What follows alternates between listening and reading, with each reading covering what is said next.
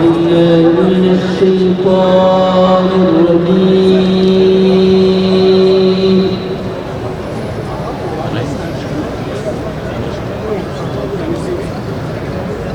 بسم الله الرحمن الرحيم.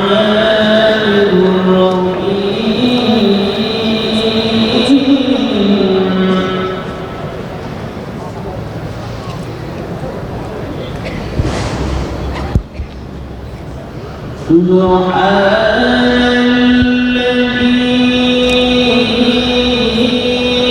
أسرى بعبده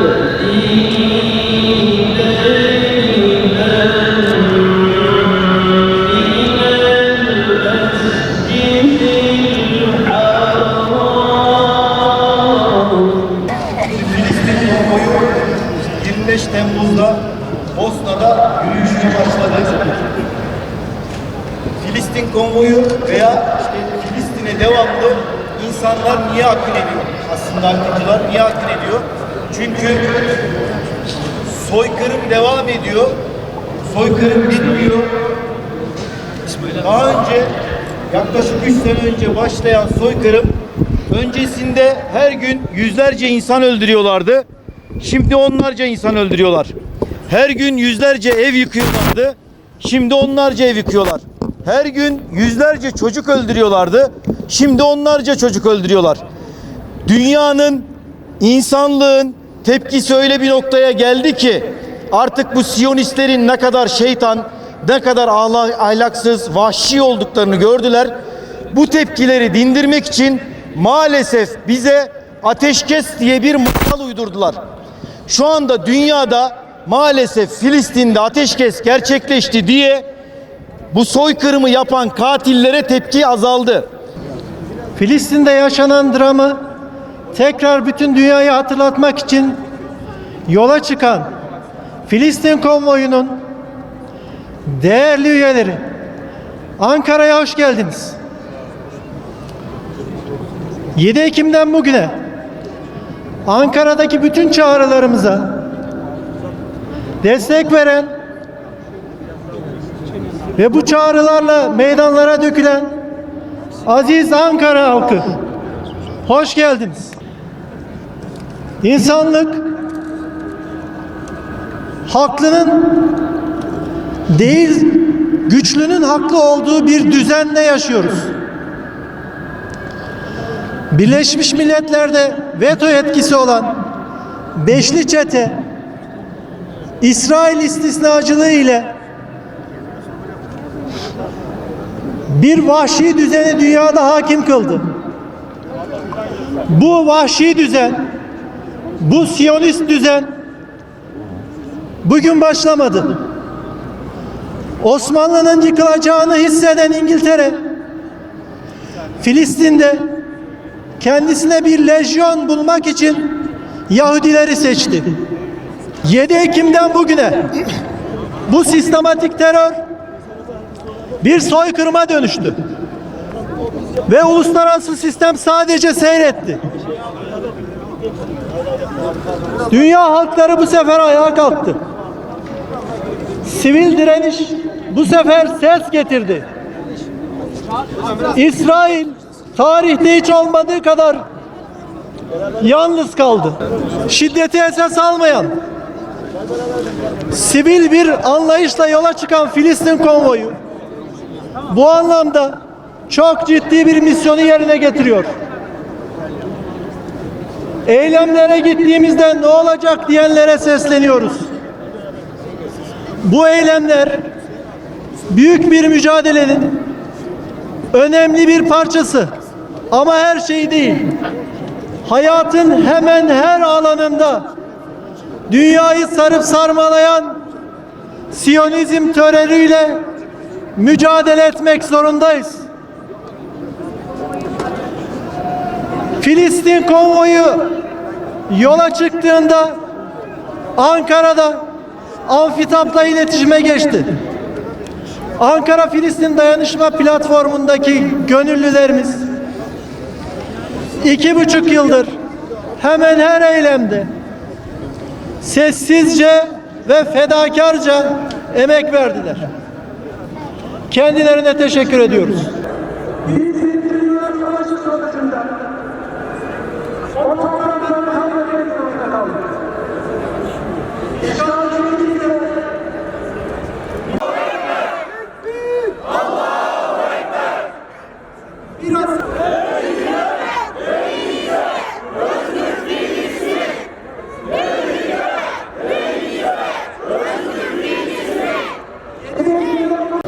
Ey Filistin! Sen ne büyük bir yersin, ne mübarek bir beldesin. Senin insanın, ne yüce insanlar. Ey Filistin! Ey Filistin! Yaşadığın acıları üzülüyor, kahroluyor olsak da sana gıptayla bakıyoruz. Saygıdeğer misafirlerimiz, Amfidat Sözcümüz Sayın Alparslan Aydar hocamıza çok teşekkür ediyoruz. Kıymetli misafirler, Filistin'e gönül vermiş saygıdeğer hanımefendiler, beyefendiler, sevgili Ankaralılar.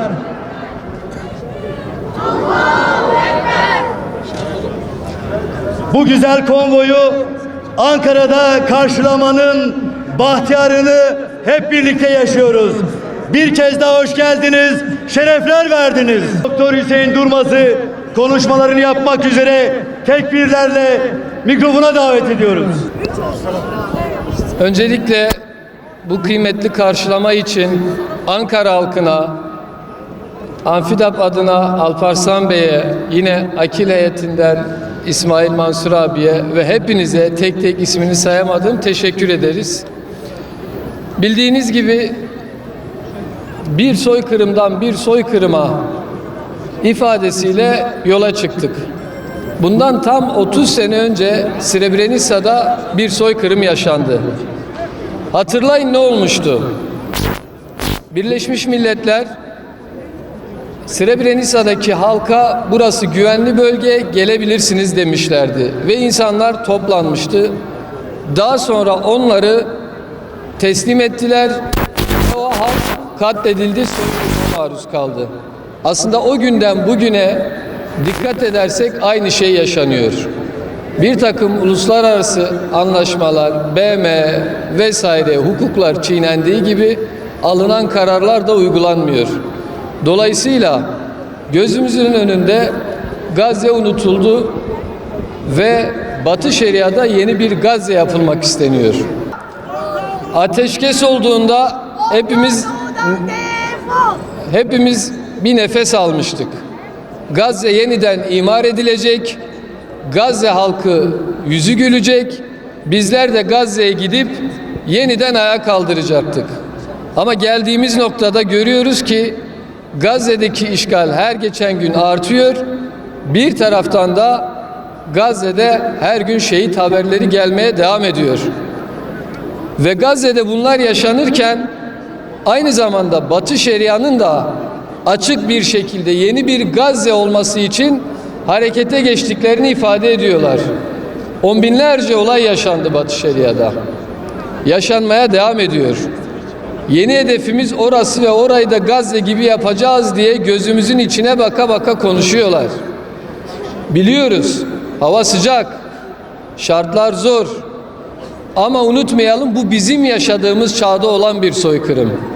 Yarın bir gün yastığa başımızı koyup ruhumuzu teslim etme zamanı geldiğinde bugünü hatırlayarak çok pişman olacağız. O gün elimizden gelen bütün imkanları kullanmadığımız için, harekete geçmediğimiz için, tüm gücümüzü ve imkanımızı ortaya sergilemediğimiz için çok büyük pişmanlık duyacağız. İşte bu pişmanlığı duymamak, vicdanımızın, imanımızın, inancımızın gereğini yerine getirmek için hep birlikte harekete geçtik. 3 şeyi hedefliyoruz. Batı Şeria'nın yeni bir Gazze olmasına izin vermeyeceğiz. Bu sebeple konvoyumuzun güzergahı Batı Şeria. Yine aynı şekilde unutulmuş Gazze'yi yeniden küresel gündem haline getirmek istiyoruz. Ve 3. olarak da geçtiğimiz her güzergahta sizin gibi vicdan sahipleriyle, fikir ve düşünce üreten insanlarla bir araya gelmek ve birlikte yeni çözümler, yeni fikirler üretmek için bir zemin oluşturmak istiyoruz. İşte bu hedefle Bosna Hersek Srebrenica'dan yola çıkan kilometre anlamında dünyanın en uzun kara konvoyu şu an Ankara durağında. Yarın sabah Aksaray ve Konya güzergahından yolumuza devam edeceğiz. Irak ve Ürdün sınırına gelince işimizin zorlaşacağını biliyoruz. Bu sebeple sizlere ihtiyacımız var. İnsanlık onuru Siyonizmi yener. Hedefimiz belli. İsrail saldırganlığını sonlandırmak, durdurmak, soykırıma aykırmak. Bu sebeple önümüzdeki süreçte her türlü medya manipülasyonlarına karşı, bizlere yöneltilecek suçlamalara yine karşı hep birlikte bir vücut gibi hareket etmeliyiz. Fiziksel açıdan hepimizin konvoya katılması mümkün olmayabilir. Ama her zaman ifade ettiğimiz bir şeyi bir kez daha ifade ediyorum. Vicdan sahibi olan herkes, destek veren herkes, Batı Şeria'nın yeni bir Gazze olmamasını ve Gazze'nin yeniden küresel gündeme gelmesini isteyen herkes bu konvoyun bir aktivistidir. Bu sebeple önümüzdeki bu fırsatı güzelce kullanıp İsrail saldırganlığına karşı büyük bir darbe vuralım. Teşekkür ediyorum. İsrail katili, katil kalacak. İsrail katili, katil kalacak. Filistin konvoyunun sözcüsü Sayın Doktor Hüseyin Yılmaz'a çok teşekkür ediyoruz. Orada Filistin hizmetine vermiş bir arkadaşımız bu konvoya hem kırmızı yıldızlarla hem de beyaz yıldızlarla tabii ki birbirimizi takdim eden bir güç ve misafirlerimiz var. Ben huzurunuzda onları takdim etmesini